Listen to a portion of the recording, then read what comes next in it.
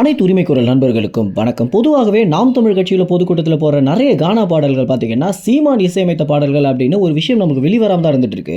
சீமான் இயக்குனராக இருந்த காலகட்டத்திலேயே இளையராஜாக்கே இசையமைக்கிறதுக்கு நிறைய உதவிகள் பண்ணியிருக்காரு அப்படின்ற விஷயத்தை இளையராஜாவுடைய பிறந்தநாள் விழாவில் சொல்லியிருந்தார் சீமான். இருந்தாலும் இது ரொம்பவே கேலியான ஒரு விமர்சனத்திற்குரிய விஷயமாக இருந்தாலும் சீமானுடன் பணியாற்றிய நிறைய இயக்குனர்கள் என்ன சொல்லியிருக்காங்க அப்படின்னா இவருக்கு இசையில பெரிதளவில் ஆர்வம் இருக்கு அப்படின்ற விஷயத்தை சொல்லியிருக்காங்க. குறிப்பா வெற்றிமாறன் கூட அசுரன் படத்திற்காக சீமான் சொல்லிய ஒரு பாடலை வச்சு தான் நாங்கள் இசையமைச்சோம் அப்படின்னு சொல்லியிருந்தாரு.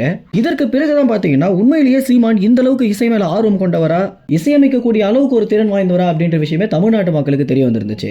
இந்த வகையில தற்போது சீமான் என்ன பண்ண போறாரு அப்படின்னா அடுத்து வர பொதுக்கூட்டத்தில் விஜயகாந்திற்கு சமர்ப்பிக்கிற மாதிரி ஒரு கானா பாடலை இசையமைக்க போறாரு அப்படின்னும், அது கானா பாடலோ இல்ல கிராமிய பாடலோ ஏதோ ஒரு பாட்டுக்கு நிச்சயமாக நான் இசையமைக்க போறேன் அப்படின்னு முக்கிய நிர்வாகிகளிடம் சீமான் சொல்லியிருக்காரு அப்படின்னு நமக்கு தகவல் கிடைச்சிருக்கு.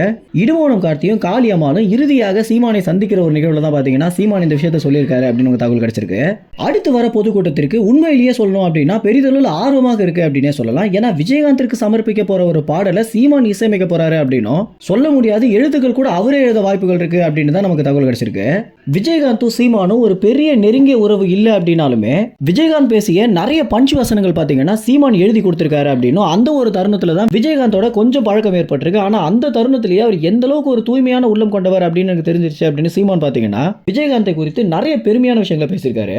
எவ்வளவோ தலைவர்களை எவ்வளவோ அரசியல்வாதிகளை திட்டிய சீமான் விஜயகாந்தை பத்தி பேசும்போது மட்டும் ஒரு மரியாதை கொடுத்து பேசிய விஷயத்தை நம்மளால பார்க்க முடிஞ்சிருக்கு. ஏன்னா என்னதான் கொள்கை அரசியல் ஒரு தனி மனிதராக எந்த ஒரு வகையிலுமே விஜயகாந்தை விமர்சிக்கவே முடியாது அப்படின்னு சீமான் சொல்லியிருக்கிறது இணையத்துல தற்போது பாத்தீங்கன்னா ரொம்ப வைரலாக மாறிட்டு வந்துட்டு இருக்கு. இது ஒரு பழைய காணொலியாக இருந்தாலும் இப்போதுதான் பாத்தீங்கன்னா அது ரொம்ப ட்ரெண்டாக மாறிட்டு வந்துட்டு இருக்கு. மேலும் சீமான் உருவாக்க போற இந்த கானா பாடலுக்கு நீங்க எந்த அளவுக்கு எதிர்பார்ப்போட இருக்கீங்க அப்படின்றது உங்க கமெண்ட்ஸ்ல தெரிவிங்க. நன்றி, வணக்கம்.